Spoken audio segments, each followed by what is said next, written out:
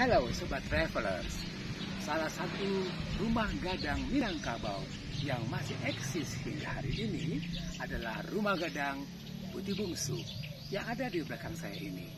Berlokasi di Nagari Biaro, Kabupaten Agam, Sumatera Barat.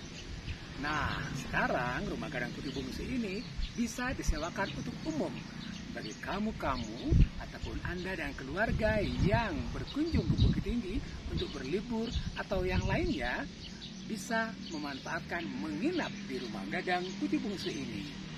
Bagaimana dengan fasilitasnya? Penasaran kan?